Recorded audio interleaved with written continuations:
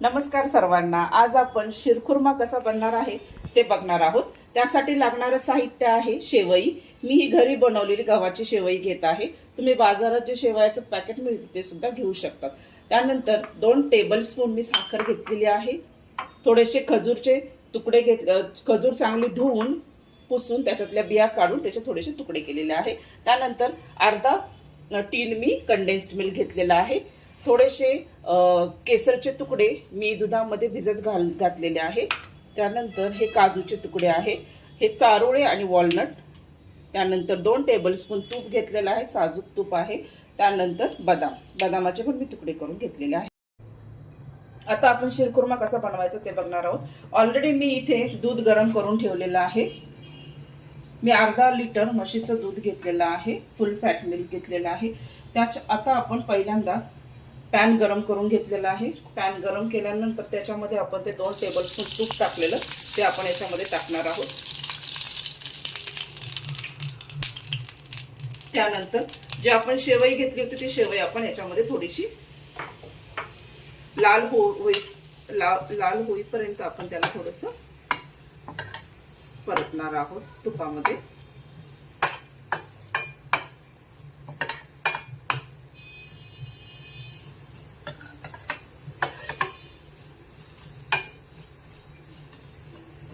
आता याचा कलर हा थोडासा ब्राऊन झालेला आहे, थोडासा लालसर झालेला आहे। आता आपण यामध्ये आपण जे ड्रायफ्रुट्स आपण कट करून ठेवले होते त्यामध्ये हे बदाम आहे, बदामाचे काप आपण याच्यामध्ये घालूया। चारोळे आणि वॉलनटचे काप,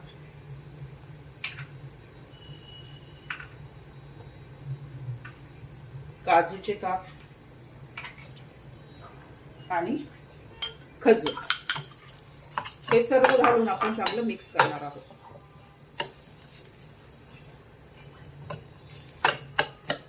चांगलं मिक्स केल्यानंतर आपण त्यामध्ये आता साखर टाकणार आहोत। आता कंडेन्स मिल्क असल्यामुळे आपण साखर प्रमाणातच टाकणार आहोत, कारण कंडेन्स मिल्क सुद्धा हे गोड असतं। आता साखर टाकल्यानंतर साखर थोडीशी त्याच्यामध्ये मिक्स करून घ्यायची आणि थोडंसं कोणता पण आपण गोड पदार्थ बनवत असलो त्यामध्ये आपण थोडंसं चिमूटभर थोडंसं मीठ टाकावं की जेणेकरून त्याचा स्वाद चांगला लागतो। आता आपण हे जे केसरचे काढा टाकलेलं दूध होतं ते आपण याच्यामध्ये आता टाकणार आहोत। टाकल्यानंतर आपण ते चांगलं मिक्स करूया।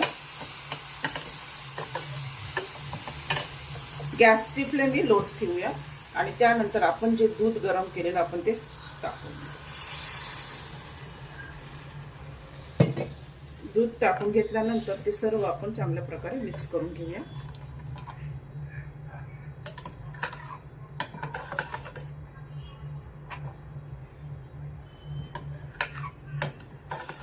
मिक्स केल्यानंतर त्यामध्ये आपण जे कंडेन्स्ड मिल्क आपण घेतलं होतं ते आता आपण याच्यामध्ये टाकणार आहोत। आपण साखर ही 2 टेबलस्पून घेतली होती, तर कंडेन्स्ड मिल्क आपण हाफ टीन घेणार आहोत।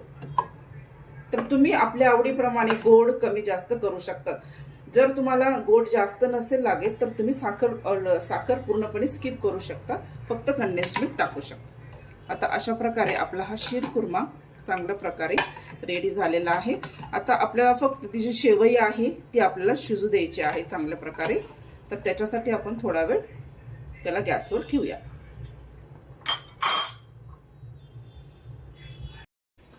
आता 10 मिनिटं झाल्यानंतर आपण चेक करणार आहोत। आपली जी शेवई आहे ती आपण शिरखुर्मामध्ये टाकली होती ती चांगल्या प्रकारे शिजलेली आहे आणि त्याला चांगलं टेक्स्चर पण आलेलं आहे।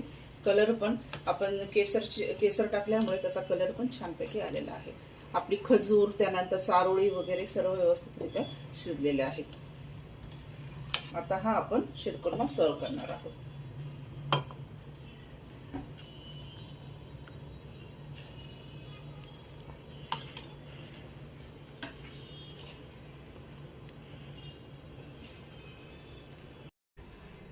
तर आपला शिरखुर्मा हा रेडी आहे खाण्यासाठी।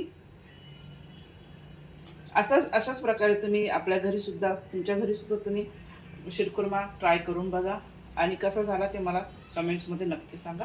Thank you for watching my recipe. Please like and subscribe to our channel. Thank you.